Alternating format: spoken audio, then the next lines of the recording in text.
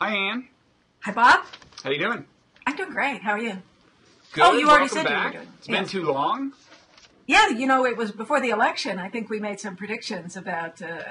We had some elaborate bet that was so complicated, and you can't even figure out who won, even though we know who won the election. I've repressed the memory. Well, I always bet against myself on superstitious grounds. I always bet against the thing I want to happen. Right.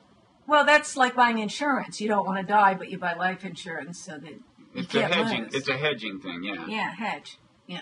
But how are you? Let me introduce you. You're Ann Althouse, the great blogger, with the fanatical following consisting of almost entirely of people who don't like me.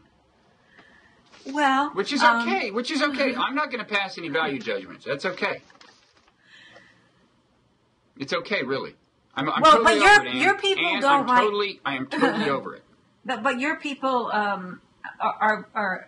they think I'm toxic, or I just put their teeth on edge, or I don't know why that is. So I don't know what I've ever done to provoke them. It's a mystery. Scientists are baffled, Ann. Well, I know, and you're baffled too. I know that you're always wondering what it is about me that makes you so intemperate when you're so temperate with everyone else. Oh, the thing about you that makes me always lose my temper when we talk? Yeah, I'm like the one drug that you can't tolerate or something. Actually, there's a number of those, but you make the best TV of all of them, I would say. So you're really trying to provoke me is the secret. You're not really provoked. You just think that by getting you actually get under my skin. You're not doing it yet, but you do it. Okay. And the reason is simple. You say crazy stuff. Yeah. Well, I am provocative, and I do try to challenge people's, routine and their assumptions and so forth. I try to get a conversation going. Mm-hmm. I don't just try to make my point. I don't really have points I want to make is another thing. So not having things I really want to say is helpful, because then it's true. It keeps me from just perseverating and pushing some point, and then it's your turn to make a point. I'm not interested in doing that. I have no points that I want to make. Well, I wouldn't say I'm just that. Here to. I would say that you don't make your points very overtly, and sometimes you have no point to make. Yeah. For example, to take one recent post, on this issue of the Adventures of Superman case. Yes. Right? Where this one collaborator, okay, so this one guy, Orson Scott Card, whom I had never heard of, but he's, I guess, a comic book artist or something, and he's against gay marriage, is that right? I don't know if he's the artist or if he's the writer. He's a science fiction writer. Something. A lot of people really like him, but go on. But then this guy, Chris Sprouse, is bowing out of a collaboration with him because of Card's position on gay marriage, right? Yeah. And it seems to me, and you think is doing so is bowing out under some degree of kind of pressure. And there was an online petition. People are basically trying to get Card out by putting pressure on others. If you're in the project with him, then you're going to be toxic. You're going to get toxin on you. And that's scary enough to some people that they don't want to be involved at all.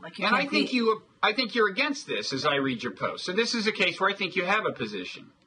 I'm not totally sure what my position is. I mean, I think that I don't know how much you should cave in to bullies, but then there's also a such thing as having a boycott and creating political pressure for something that you want. I don't think it's a free speech issue if some private company wants, like DC Comics, wants to put out an anthology. If they have someone in there who was famous for being a racist, you might say, well, I'm not going to be in the anthology with the famous racist. And if you see gay rights as being an equivalent issue, then you could say, I don't want my name used to push a project that also has this other person in it. So everybody's free to associate with whatever other names they want when they do business ventures and literary anthologies and Superman anthologies. So it's a political dynamic. People are choosing what kind of a dynamic they want to participate in. And these online petition folks who are trying to scare writers out of being in an anthology with Orson Scott Card,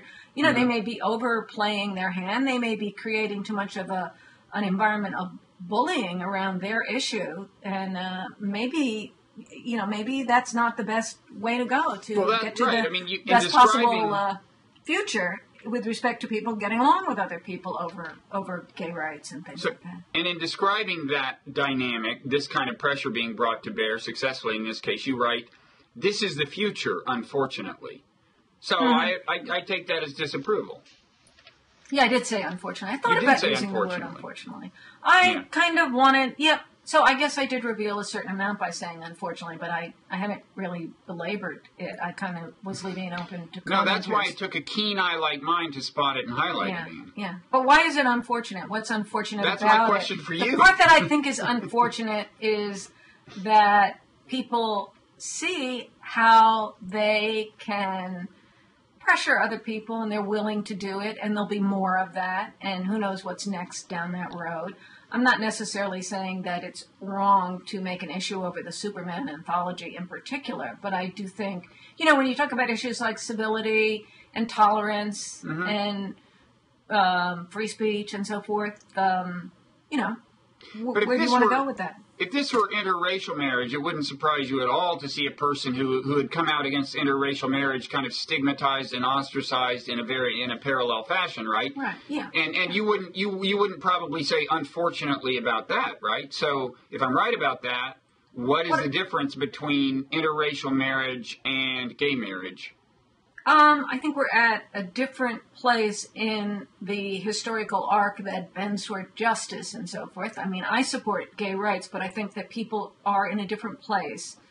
We are in a coming different to part see of the that evolution, a different stage things have of the changed evolution. a lot. I mean, I remember circa 1985 or so, people who were very supportive of gay rights were against gay marriage and were hostile to the people who promoted gay marriage. So there were lots of disputes about how the marriage issue should be resolved. I mean, I remember when people on the left or people who were critical, who thought liberals were too bland, were kind of antagonistic to marriage. Feminists who thought that it represented patriarchy and it was something to be rejected and overcome. So there's been a lot of debate around marriage over the years, and people are in a process. There's a ferment, there's a process.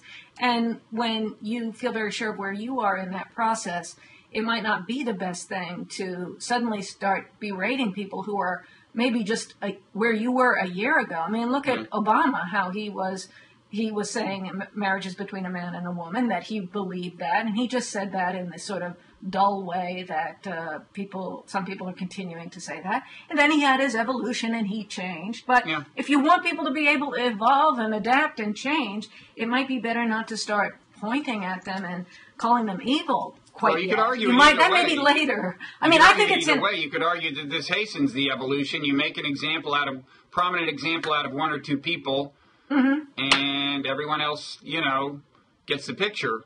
That would be the argument of people doing this, I think. You're right, we're in a different stage of the evolution. Right. This is, and but I was just wondering if you saw a qualitative difference between the issue of gay marriage and the issue of interracial marriage. I mean, you could make that kind of case. They're not exactly the same thing.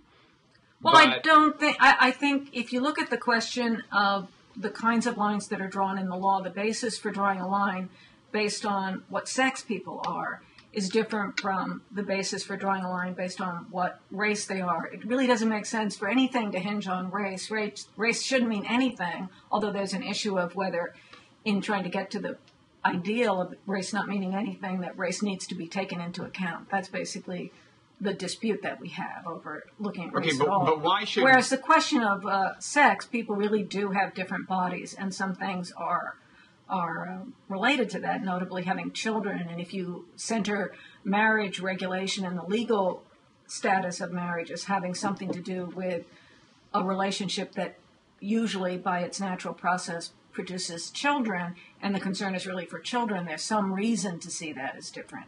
So...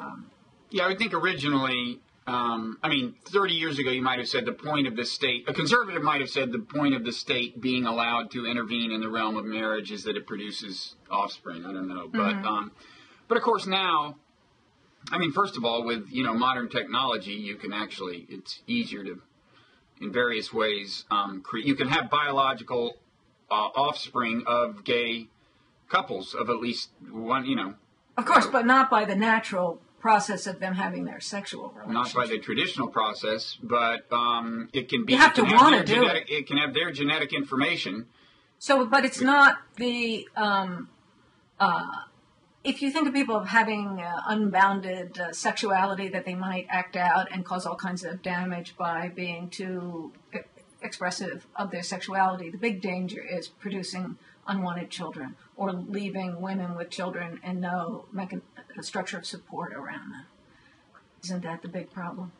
But if gay people go off having sex without restraint, you might think that's immoral. Not. Some people think that's immoral, but it's not going to produce children. There won't be any accidental children. This is a fact.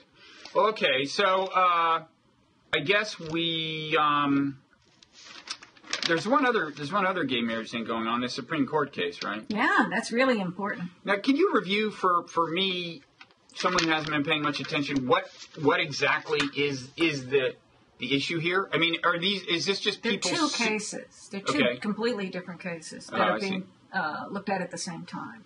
So the court took two cases, and they are two very interesting and important cases. The California case involves Prop 8, which had to do with a referendum that put a ban on same-sex marriage after the state court found a right to same-sex marriage, and in a situation where there were civil unions that gave everything but the name. Mm-hmm. And so the state constitutional amendment that was Prop 8 has to be defended in a context where the only thing the state is defending is denying the name.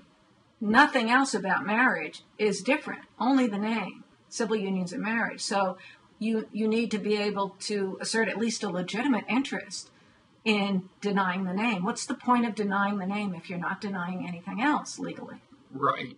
So that's a special situation in California, and that has Theodore Olson and David Boies arguing in favor of gay marriage. So that's very high-powered lawyers behind that case. In favor of calling it gay marriage, is that right? In favor of defending the right, first of all, saying that Prop 8 is unconstitutional, but there's a stronger argument that could also get to the same result that would very broadly say that as for all of the states, the denial of gay marriage would be unconstitutional.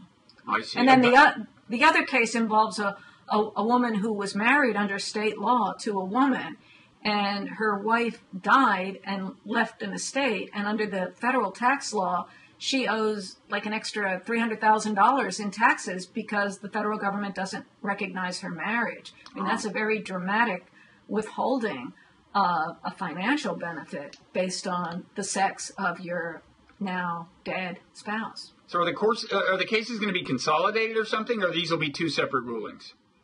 They'll come up at the same time. Sometimes the court does two things at the same time. Like a few years back, it did some affirmative action cases that were from the University of Michigan, and one was from the undergrad, one was from the law school. There were two different cases, but they were taken at the same time. And you don't imagine some kind of sweeping ruling that's going to establish gay marriage across the nation, do you? Oh, I think it's quite likely, yeah. Is that the conventional wisdom that this could really happen? I think it could. I think that there'll be an onslaught of journalistic shaping after the oral argument, and we're already seeing that before the oral argument, trying to create a sense that the court will be in disrepute historically if it doesn't take this opportunity, that now is the moment and it needs to be done, and you won't be respected, your prestige will be lost. And maybe that will influence Justice Kennedy and possibly Justice Roberts. So we can probably count some votes on either side, but the key votes that will determine it might be influenced by this idea that this is the time when the court needs to take a stand on this issue. Okay. I mean, I think it's an easy legal issue that there is a constitutional right here. Really? Yeah. And I find it very hard even to articulate the other side of the argument given the case law. You know, I teach it in class, so I'm interested in trying to do that. I've always supported gay marriage, even back when people would get mad, when lefties would get mad at you for being for it. Like, I date back to that period. What is the So I've always thought it was, and I think that conservatives politically lost a tremendous opportunity that 10 or even 20 years ago, they should have supported marriage for gay people, marriage as a conservative ideal, as something that makes society stable. That was the argument. Yeah, that was Andrew kind of Andrew Sullivan's argument. Yeah, that was a great argument. It was presented as conservative, which was one of the reasons lefties rankled at it. Uh-huh. Marriage was kind of the enemy. But but conservatives had their chance long ago, and they missed it. I think it's so sad. Well, when Andrew was making that argument, it seemed pretty radical. I mean, that's how much things have changed. I would have been shocked. I mean, I was at the New Republic when he wrote that cover story, and I would have been shocked if conservatives, I mean, even liberals hadn't been talking in any very conspicuous way about gay marriage at that point. Liberals were or lefty. I mean, I was more around lefties, not the kind of classic liberals, but it was a feminist time in the 80s and early 90s, and marriage represented conservative things and patriarchy, and women were supposed to bust loose from that. So that was not seen as a forward-looking direction, but it was a real opportunity for conservatives, and I think it's a terrible lost opportunity. And now it's almost too late to get behind it. But if they wait any longer, they're just going to be so much on the wrong side of history that they're losing a whole. What part of the Constitution do you think makes it a pretty straightforward ruling to affirm gay marriage? I think both on due process and equal protection. So as a privacy right matter, I think the easiest thing is to say equal protection. And you don't even, there's an issue whether to heighten scrutiny. Mm-hmm. So, with race discrimination or with sex discrimination, the courts purport to be looking for a higher level state interest, and they look more closely at whether there's a connection between the interest and whatever this policy is. Mm-hmm. But all laws have to satisfy minimal scrutiny. And when the court a few years back in Lawrence v. Texas struck down the Texas law making sodomy a crime, or making specifically homosexual sodomy a crime, the majority didn't say it was heightening scrutiny. It just used legitimate interest. It didn't find a legitimate interest in the law. So I think what's the legitimate state interest? And it can't just be disapproving of people like that or thinking they're doing something wrong. Mm-hmm. It has to be something that the court is willing to see as legitimate. I think it should be easy to say there's no legitimate state interest in telling a person that they can't choose another human being as their life partner. Mm-hmm. And have personal autonomy about that, and the same access to whatever government benefits flow from it. I think denying the benefits is just such an extreme thing to do, that it just seems mean-spirited and a hostility to a certain type of person, which there's a lot of case law saying that's not a legitimate state interest. Now, you wrote a post about how, in your view, the media has helped create a climate in which it will be hard for the Supreme Court not to affirm gay marriage. Is that a fair summary? I think that's what they're trying to do. I think that all the major media, I was pointing to this article written by Nan Hunter in The Nation, but if you look at what the New York Times writes, I think all the conventional major media are pro-gay marriage. I mean, I agree with them. I think they should be. That's fine. But to try to push it along and give the court a sense of anxiety that they won't get any respect or they'll be held in contempt, or you need to know that the cases, the articles we'll be writing if you decide this case the wrong way are going to be devastating. And how have they conveyed that? How has the New York Times conveyed that? Oh, there's articles every day in the New York Times about gay marriage, and articles. Right, but what is it about the slant? Why do you think they're anything other than reporting? This is one of the main things I blog about. You look at the language in those articles and you pull it apart and you see the ways in which they're skewing the opinion. I mean, they're writing to a particular reader, they're feeding a particular type of reader, and they're shaping opinion in those articles. Is there a particular... It's not necessarily only reporting. There's also columns and editorials. Oh, yeah. That's so that there's plenty of opinion, and then articles of personal interest, stories about particular individuals. The woman Windsor who has to pay $300,000 more in taxes is a pretty sympathetic character. I mean, it's there's really nothing on the other side. Now, I don't know what you can very well put on the other side. As I said, I don't think the other side is very good at all. Every time I blog on the subject, my commenters are all on the other side, by the way. This is my oldest political issue on the blog. Your commenters are opposed to the Supreme Court affirming and they've been opposed to gay marriage. I mean, this is the issue that my oldest issue on the blog going back to maybe February 2004, right after I started the blog. I have many posts on the subject of gay marriage. I've always supported it.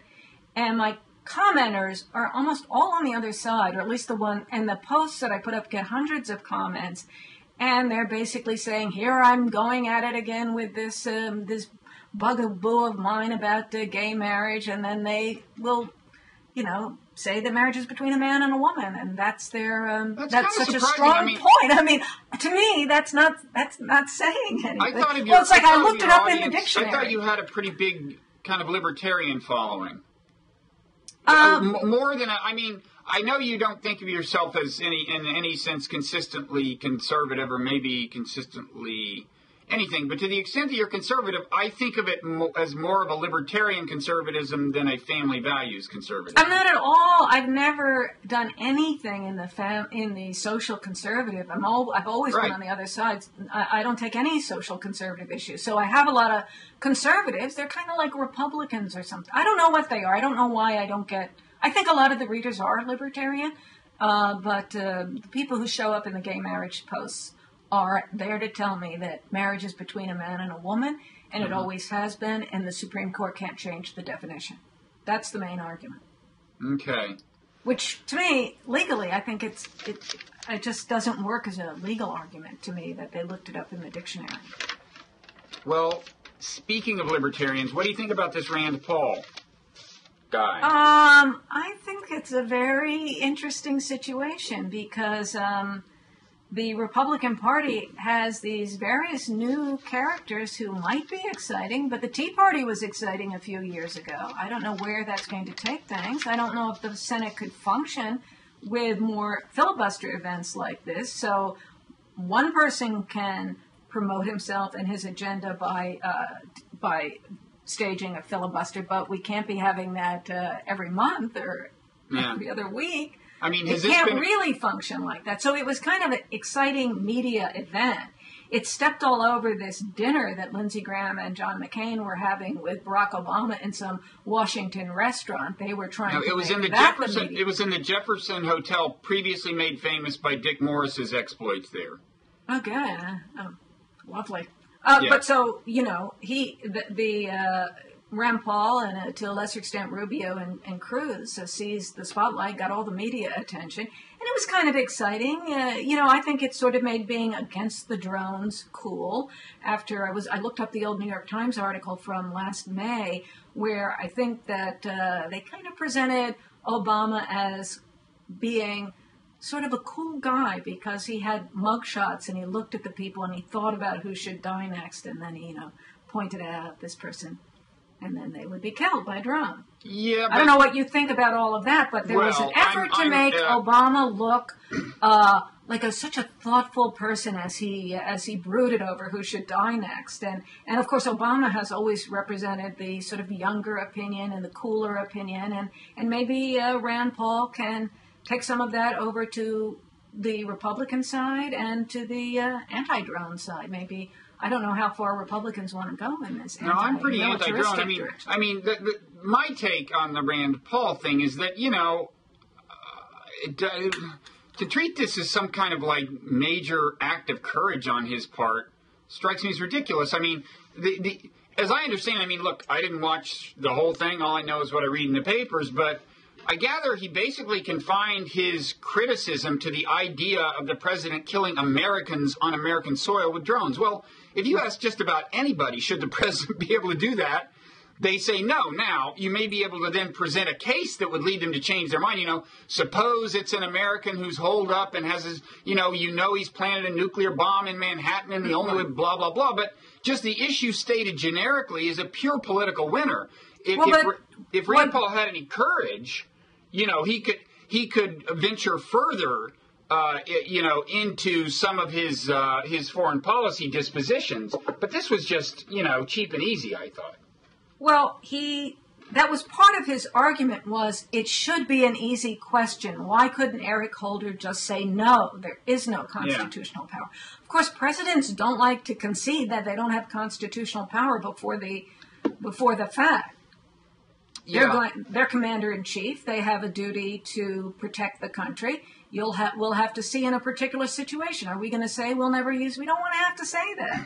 Yeah. But, and Rand Paul was making the argument that we have constitutional rights and there should be a trial. There should be due process. Well, that's very much like some of the liberal or left arguments that were made during the Bush administration about how the detainees should be treated, or right. how I remember John Kerry back in 2004 talking about how the situation in Iraq should be treated as a law enforcement situation, that it was crime and people should be arrested and tried, and he was ridiculed by the Bush people for that.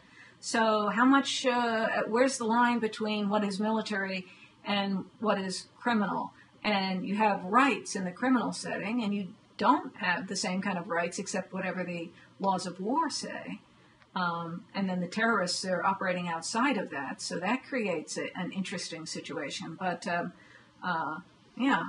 that's where Rand Paul was going with that. But I don't think the president wants to concede things about what he's allowed to do. Maybe that I was a little puzzled as to why Eric Holder said that. I saw a blog post today by a guy named, I think, Benjamin Wittes, who has actually been on Blogging Heads. He was arguing, I think, that it's just straightforward that actually the president does have that kind of power in extreme circumstances that are unlikely ever to occur. And I guess then you could conclude that Holder, if he had said the contrary, would have been taken to task by people who actually knew their law. That's possible. But the question was, Rand Paul was clear that if it was a military situation in the United States, like, for example, obviously we were going to shoot down the planes on 9/11, there could be some kind of an invasion or insurrection that could be taking place that would be military. So, but Rand Paul conceded that many times. He said he wasn't talking about an active military situation. He was talking about a situation that would be like the drone strikes in foreign countries where somebody is sitting at home or in a restaurant. And we know where you are, so we just blow you to death. Yeah.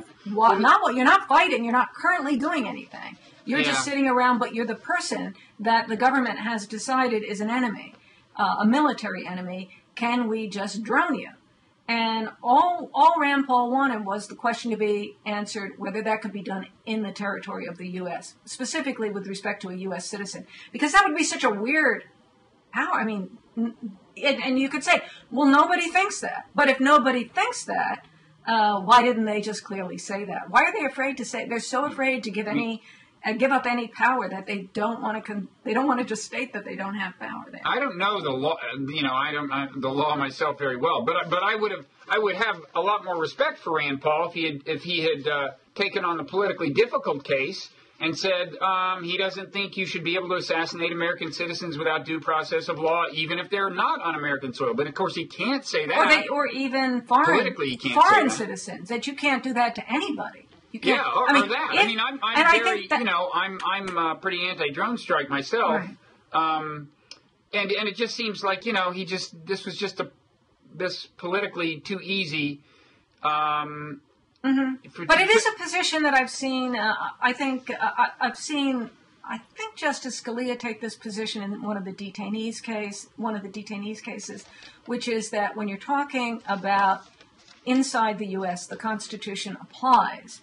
Outside of the U.S., it doesn't apply. So let's be clear that we have our rights here. These are our rights. And the rest of the world, that's a completely different situation. But I think that that for a lot of people, if they were to agree with Paul's first proposition, that then they want to know, well, why are we allowed to just kill people when they're sitting around at home in another country? Why is that acceptable?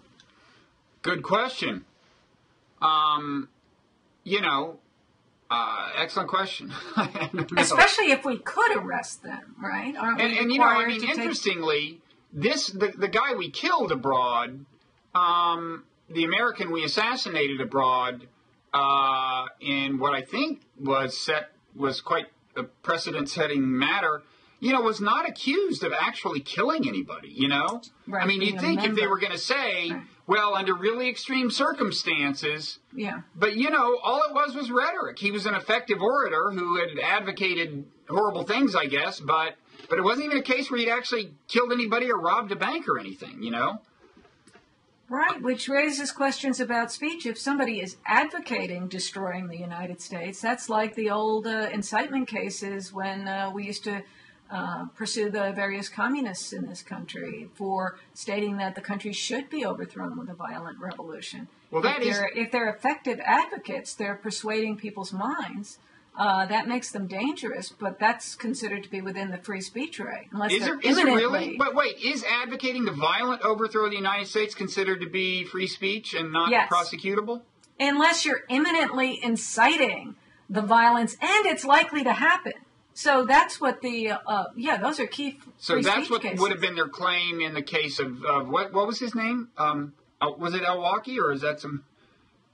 The guy they assassinated. Yeah. And I don't want to say names. I think it was al-Awlaki, but the that's and the other thing is, right, this totally blows my mind, is that although I guess they've kind of backed down on this a little, they claim that the Obama administration claims it does not in principle have to publicly disclose the legal reasoning that validates its assassination of American citizens. It's not just that they can assassinate American citizens abroad without due process of law. It's that they don't have to tell us why they think that's legal, even though superficially it would appear to be the denying people due process of law, right? It sounds like it sounds like things we used to condemn. The governments that disappeared their enemies, right? Kind of. Where's the transparency about that? I mean, that article in the New York Times from last May is actually really interesting and chilling to look back on. It starts off by talking about him looking at these sort of mugshot cards and deciding who's to go next. And so one of them is a girl who looks young. So it almost seemed like, well, is it okay to look at them and decide who looks like somebody you'd like to kill and who looks like somebody you'd like to save?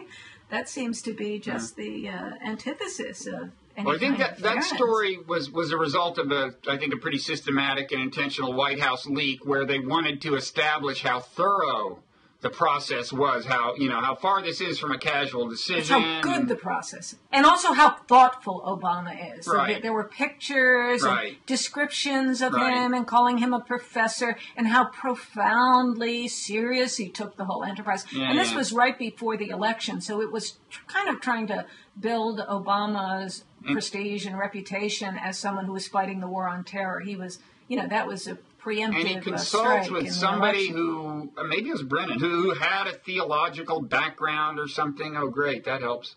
I have mixed emotions about Obama.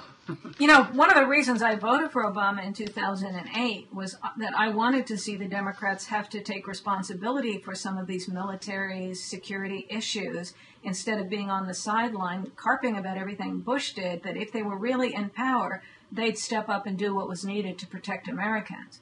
So then now I'm seeing it, and what happens is there's very little criticism of anything that goes on at all. It's like the pipe dream of people who love the military and are very strong on national security.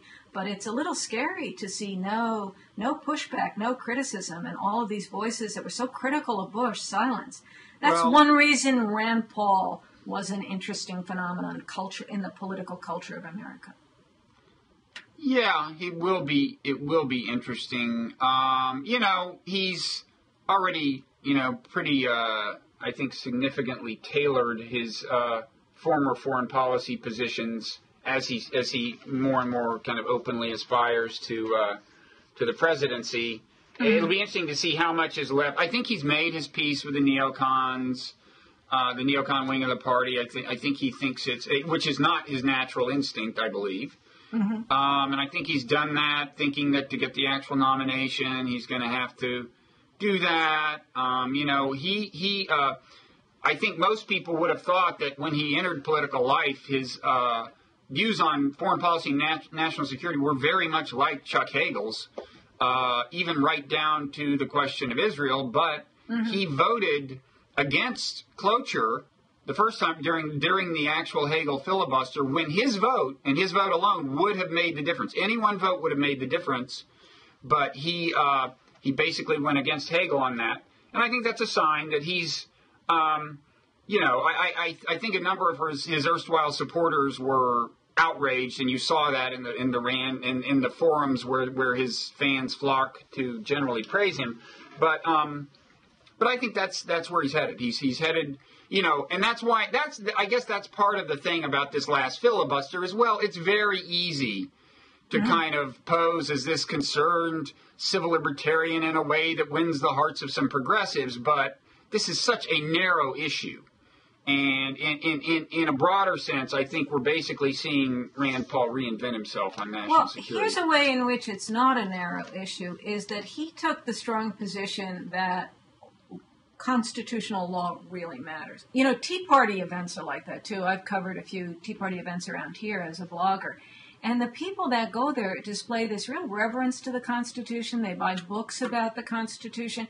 To me, as a law professor, and I know it will sound snooty to say this, but it seems kind of naive, as if the Constitution is a religion, and they revere the founding fathers, and the document itself as a sacred text. It's a treasured tradition. Now, I think that it's important in the preservation of constitutional rights that people have that sense of honor and reverence about it.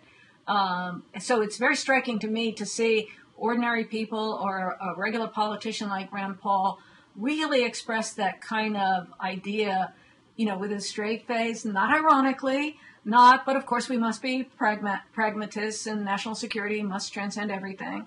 But really, in this very sincere, profound way, talk about constitutional rights. And I feel like we haven't really seen that coming from anyone in a long time. There's something to be said for that. I guess I'm just, what's happening partly with me? I'm comparing him to his father. Right. His father was a full-bore, civil libertarian. Probably in some cases more than I would be. But, his father was not the kind to shy away from the issue of assassinating American citizens abroad or a right to intervene militarily in any number of contexts, whereas Rand Paul's being very careful about a lot of that stuff. Well, I saw Ron Paul as being very antagonistic to all kinds of military ventures. Totally. Ron Paul was, and I think that is Rand Paul's instinct, but I think he's re-engineering it so he can be president. Right, I didn't think Ron Paul, I saw Ron Paul when he came out here to speak, and I just thought, well, this is all very exciting, and I can see why it stimulates the young people. But this man could not be president. He can't, he won't step up to the responsibility of protecting the country. I don't think. Like you wouldn't invade Iraq? You wouldn't invade Afghanistan? I mean, where has that gotten us? So you probably like Ron Paul. Well, that's the issue. What important thing would he not have done that's been done and has worked out well by virtue of his aversion to intervention? Okay, so maybe you think he's right. Maybe you would try. I think he's closer to right than what has been American policy over the last 15 years, yeah. And he will, it's not like he's a pacifist and that he won't protect the country. But, he's so far from what we're used to seeing presidents do that it seems kooky. Right, and so you have to readjust. Right, although what presidents have been doing has not been working out well, Yeah, I mean, unfortunately, or fortunately, there's that word again, we do tend to think that the way things are being done now is about right. Maybe it could be tweaked in one direction or another, but a radical change would be is untried. It's too risky, or we just assume that things are close to right. I do. I mean, I have to force myself not to think that. Yeah.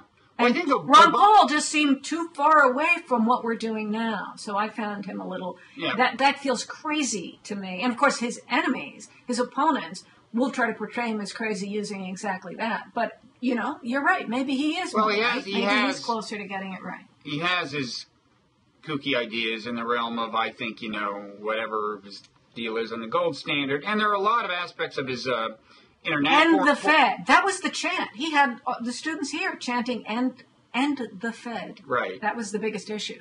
No, that seems wacky, and I don't like all of his foreign policy by any means. He's in some realms, I think, truly isolationist. But, you know, in terms of international institutions and so on. But anyway, I just think, you know, look, Rand is radically, I think, revamping his foreign policy views in an attempt to be president. And I don't know that, you know, we'll see. Mm-hmm. So speaking of foreign policy, what about such colorful figures who have been in the news recently as Kim Jong-un and Hugo Chavez? Got any views on them? Well, it looks like Kim Jong-un is ready to nuke us. I am terrified, and I'll tell you, I can't sleep anymore. And this is an interesting question. Are you living anywhere where the ground could open up and swallow you in your bed? Are you in the karst? We don't have a lot of what are they called? The thing that swallowed that guy? Sinkholes. We don't. And you can look at a map and see where the karst is. There are these holes that are constantly opening up and developing underground. So if you're trying to sleep at night, you might think about that a little more. I think it's a bigger problem in Florida than here. I think insurers apparently in Florida had already started to take them into account, I'm told. But I'm not worried about this nuclear thing. And it's an interesting question. I mean, I don't think anybody is, right? Maybe somebody is. But why don't we take him seriously? Whereas everyone, you know, a lot of people seem to be really terrified by Iran. Why isn't anyone terrified? I'm not, but I mean, why isn't, I don't think Iran poses a threat to the United States, but why doesn't anybody think that of North Korea? Well, the axis of evil had North Korea in it. It did. The thinking is that was kind of thrown in as a way. Just so they wouldn't all be Muslims. So they wouldn't all be Muslim states, right. But yeah, that seemed weird at the time, or that he was just trying for some diversity. But North Korea is a problem, and it seems crazier than Iran. If we can have I actually think he does seem closer to crazy, and he's more desperate. So you can imagine him, leaving aside him trying to actually attack us, it's much easier to imagine him selling a nuclear weapon to a terrorist group than it is Iran. He needs the money much more. And yet, we're you know, going through all these contortions to try to keep Iran from getting a nuclear weapon, and like North Korea is barely on the radar screen, even when the guy is like jumping up and down saying, here it comes, you know. Why is that? Well, I don't know what we're really doing behind the scenes. There are things that you do by making open statements and gestures that the public can see, but I assume, aren't they doing something? I think that we think that... I don't think so. I mean... Maybe it's because Iran would be able to target Israel, and I believe it's possible that figures into the political calculus in America, yes. And that's North the Korea correct can't answer, get to Ann. us. Congratulations. Well, what targets can they hit? I think we don't think that North Korea can hit us. Right, but I mean, people act as if. I mean, Jennifer Rubin says Iran is the #1 national security threat to the United States. To the United States is the claim. Mm-hmm. And I just want to know why would that be? Why? I don't get it. What is Iran plausibly going to do to the United States? It's more plausible that this guy in North Korea would do something crazy. And it's not very plausible that either of them would do anything crazy. But that's just my question. Why do some people act as if Iran is a threat to the United States? And that seems to me kind of crazy. But maybe it's just me. Well, the way we characterize these countries, taking them seriously or viewing them as clowns, I mean, you mentioned Chavez. We thought of him as being a clown, although apparently some Americans saw him as a bit of a hero. And some kind of, I guess, saw him as a threat, but not that many, and I don't see in what sense he could have been one, right? Well, I mean, there's things having to do with the oil supply, I suppose. Yeah, but no, that's a total... Is canard the word? Anyway, here's the deal about oil, okay? It doesn't matter if he sells it to us. So long as he sells it, puts it on the global oil market, then the price we pay wherever we're getting our oil will be roughly the price it would have been if he had sold it directly to us. That is, and by the way, that misconception is used in so many different ways, and another one is the Middle East. People say, well, we have to stay in there because that's where the oil is. Well, wait a second. As long as the people who have the oil in the Middle East sell it to somebody, and people with oil always sell it to somebody, it will not affect, the price we pay for oil significantly. So, besides which, we suddenly have our own, all these other, these reserves of our own. But anyway, I digress. Back to Chavez. What do you think of keeping his body on display? Is that what they're doing? Yeah. That seems like a very communist, socialist thing to do somehow, doesn't it? Well, it's also kind of maybe a folk hero or a leader being sort of a quasi-religious figure or a substitute for religion. I mean, how long are they going to do it? Did we do that with Kennedy or anything for any period of time? Let people walk by and view the casket? It wasn't an open casket. Okay, just asking. Yeah, I guess he was in kind of bad shape. His head was not looking good, was it? There is an eternal flame. There is this sense of making it. But speaking of religion, you were going to tell me about you're teaching a course in Buddhism. I'm teaching a course called Science in Buddhism, yes. Science in Buddhism. Science and Buddhism. Is this the science in Buddhism, or are these alternate topics? It's science. It's the relationship. The question is, to what extent if any, does science tend to corroborate Buddhist doctrine? And here I have in mind not the supernatural doctrines like reincarnation, but the naturalistic doctrines like their description of the human condition, of the way the human mind works, and of what you can do to remedy what's unfortunate about the human condition, including meditation and so on. So science is mainly about psychology in this context. That's mainly what I'm talking about. It's a course I'm teaching at Princeton, and I'm actually enjoying it quite a bit. Seems to me a lot of Americans who were brought up as Christians or Jews go through at least a stage, or maybe permanently get attracted to Buddhism, that it has an appeal to Americans that might be different from what it's really like to the people who come from the cultures that have had it for many years. I know that's what Christopher Hitchens wrote in his book, God is Not Great. What do you think of that?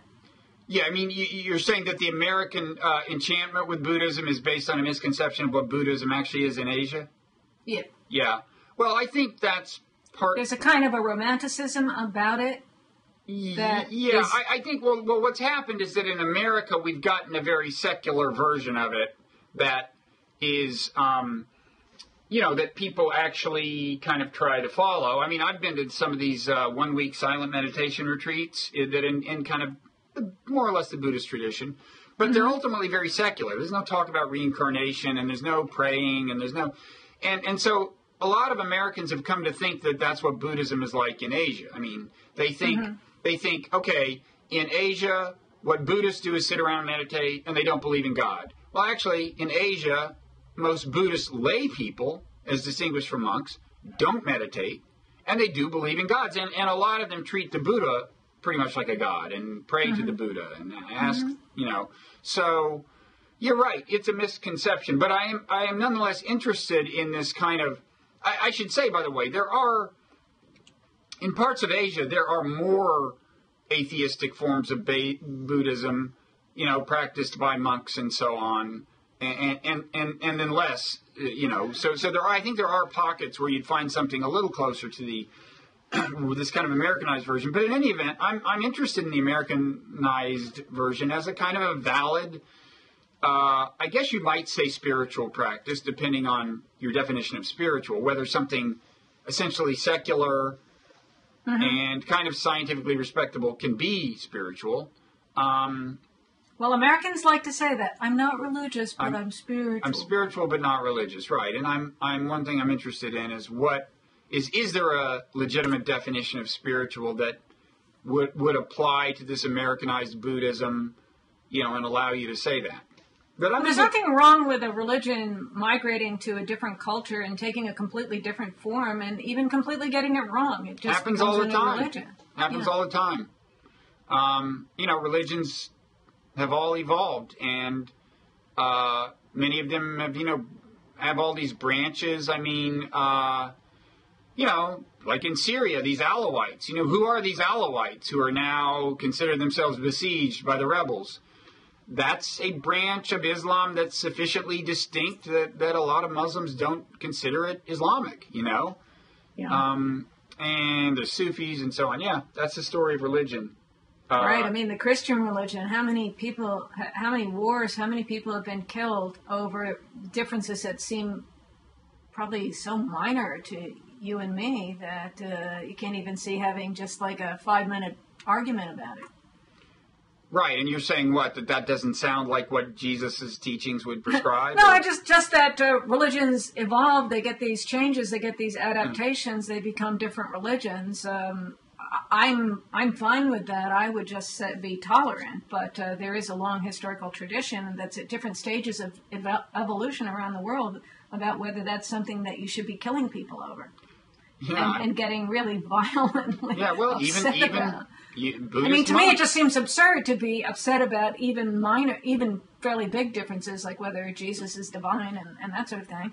But for people who take religion very seriously, they might go to war and make their whole life be about it. My own view is that very often conflicts that are ostensibly about religion turn out to have underlying grievances of a more kind of material nature, but economics or territorial or whatever. But and the religion just serves as a kind of a marker of the group. Well, that sounds like a Marxist theory. I think there's a lot to be said for Marx, except for his theory about what kind of economic systems would actually work. Mm-hmm. But I think his view, the view of history, a materialist. Well, I don't subscribe to the details, but the idea that the material factors of life, economic power, political power, and so on, are fundamental, and that the wars that are ostensibly about ideas and religion often get back to economics and material questions. Yeah. I think is true. Now, in that light, I would think Buddhism. Yeah, I'm not an expert on Buddhism, but it seems to me Buddhism grew out of a question of trying to deal with really severe human suffering in India and coming to some way to deal with that. Mm-hmm. If you adapt that to American culture, the level of suffering that we're looking at among Americans is just nothing compared to the economic situation that Buddhism grew out of. So that would... Well, how do you adapt to that? I mean, you talk about meditating and looking for answers that were originally answers to questions about really severe pain and suffering that poor people had that we never see. We see nothing like that in America. I don't think we really know what the Buddha's original constituency was. It's true that the doctrine sounds as if it's pitched at people who have decided that the situation is extremely dire and that life is just full of suffering and extreme measures are in order. But I think part of that may be that he was... at that time in India, there were a number of people of people who had renounced, who had that feeling, had renounced worldly goods and gone off into the forest or whatever, and were, these were the seekers. And it may be that his original audience was like these kinds of people. It was a subset that was extremely, not just discontented, but, kind of profoundly discontented in the sense of searching for spiritual answers and so on. People who were... fasting for months and months and whatever, and he actually pitched his own prescription as moderate relative to that. But so I think it's not clear who his original constituency was. But as for the current applicability, I think based on my own experience with meditation and a certain amount of actual evidence about just using meditation as a kind of form of stress alleviation. It has its practical utility, even among people who are maybe suffering in a more modest degree than you're thinking of.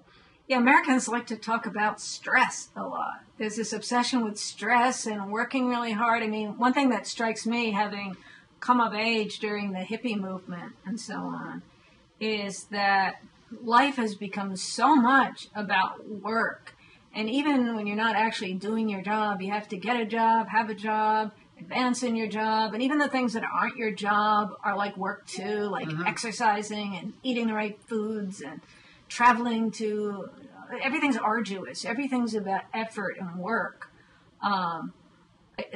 To me, that's been a big change in American culture since I was young. And it really bothers me as a problem to be solved. I mean, it's not like the extreme poverty that the Buddha was looking at. But I understand like modern people today wanting to escape from stress, but I picture them after their weekend retreat going back to work and continuing to work hard at the same careers and the same dull economic life that is all that American culture is today. I mean, it just doesn't seem, this is my big complaint, and let me just say it, that the culture back in the 50s and 60s seemed so rich in terms of art and music and ideas about what life was about, and there was a rebellion about many things. Now, things, maybe just because I got old, but I just don't see the excitement with respect to non-economic matters in American life today. Yeah, well, I'm thinking a couple of things. One is that my interest in Buddhism, I think, may grow partly out of sharing that perspective. I mean, let's see, how would I put that? I mean, Buddhism, if you take the doctrine seriously, it's a radical doctrine. It's like, my own interest in it grows partly out of the conviction that there's something really deeply wrong about the way we ordinarily view the world. It's the thing that sustains wars and everything, and all the bad things, kind of. And it's so subtle that it's kind of, what's wrong with our ordinary waking perspective is wrong in a kind of subtle but deeply insidious way. And you really need to kind of radically overhaul it. I mean, ultimately, you can think of meditation as this little thing you do to relieve stress, and that's fine to use it that way. I think I use it that way. But there's also, if you talk to people who are serious, like the teachers at these meditation retreats, they have a radical kind of rejection of ordinary consciousness, and I think that's interesting. Are they trying to, like, it seems to me, we're all going to die in the end, so what's the hurry to get rid of your ego and your consciousness and your being? Why would you want to come to regard that as nothing? There's two things. One is the idea that the ego is what drives so much strife in the world, and the other is just that it leads you to view the world in a way that is fundamentally false, just untrue. There's a case for this that is just about seeing clearly, just truth. It's like the idea is this can bring you closer to truth. And so if you think truth is a good thing, you might like it. And the contention is that it brings you closer to both literal, almost perceptual truth, but also moral truth. And it has been, the more people who do this, the better off the world will be. So what's not to like? Except for the amount of investment it takes to get serious about a meditative practice. And look, I don't speak as someone who has really invested enough in it to be talking about this. I just understand what people who do qualify for that are saying, I think. So it seems to me that one of the most overarching truths about religion is that people believe what they want to believe. People believe what works for them to believe, what's helpful for them to believe. Not what's actually true. Would it be helpful? Well, I would say that's true of consciousness in general. I mean, it's particularly true in religion, maybe, but I would say a lot of us believe things. True in politics. It's true in everything. People believe what they want to believe because they feel good.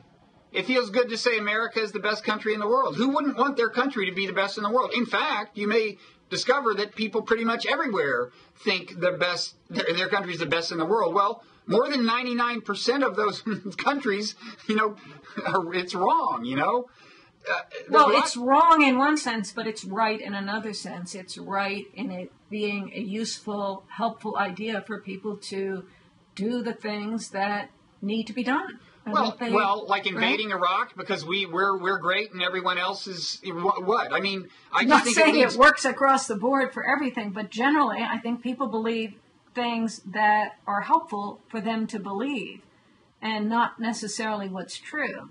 I mean, truth. People like the idea of truth. That's one of the things that they believe, that they love truth. Right. They don't really love truth. That's right. It's not this unconditional love. No,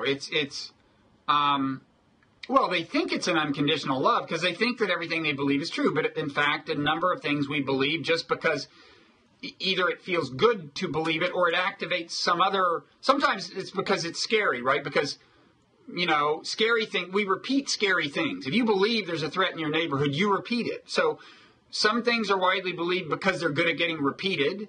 And some things because they're good at getting repeated and make you feel good and reassured. There are various criteria other than the actual truth of something that can lead to their being accepted. And I'm telling you, one of the interesting things about Buddhism, at least this Americanized version, to me is it's an assault on that. Mm-hmm. And but do we want to shred up the fabric of our culture and discover some underlying truth? What would be the good of that? What good is it? Well, I think you could argue that that truth is unbalanced better than falsehood. Just because truth is good. So that's a truth. I truth is think, good. I don't mean, you can obviously come up with examples where leaving someone under the wrong impression leads to less suffering in the short run. But, if you ask me, would human life, society be better off if people would shed the kind of egocentric cognitive and perceptual biases that were built into us by natural selection? I think so. Like, why would anyone have, to get back to what we were talking about before, why would anyone have children?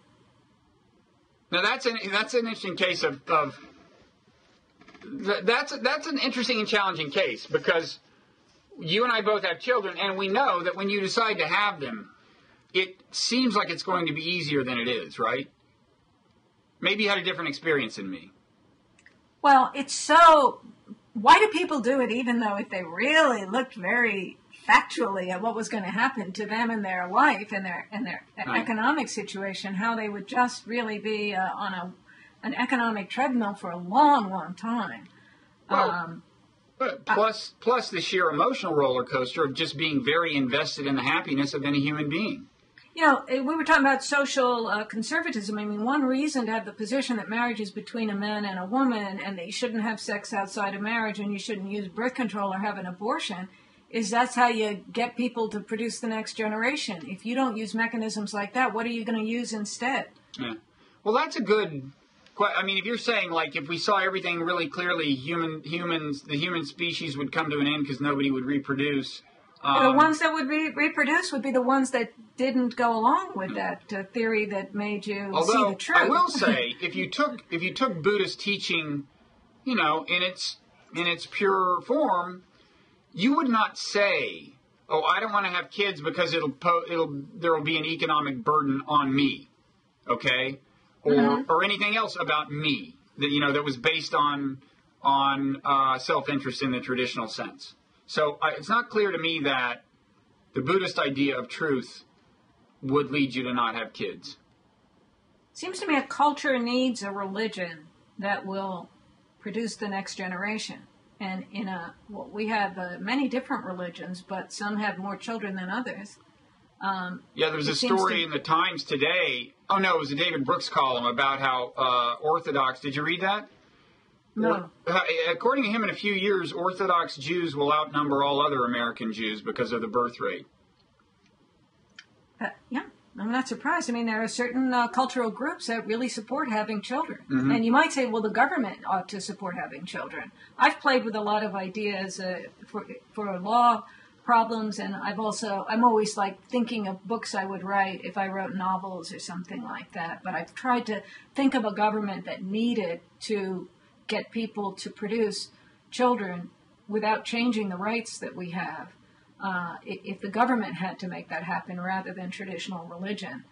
how could that be done, with spending incentives and so forth. People have a right to choose whether to have children. Yeah, but it's not like you're not saying it's just religion that gets people to have, well, you're saying some religions more than others. Some religions are really successful at getting people to devote themselves to family and to willingly accept children and not say, well, am I really ready for this, or do I need another one of these, and how will I pay for it? They're these families that just willingly accept the consequences of a love relationship, including sex and procreation, and that's the species that we belong to. So we've made big leaps away from that.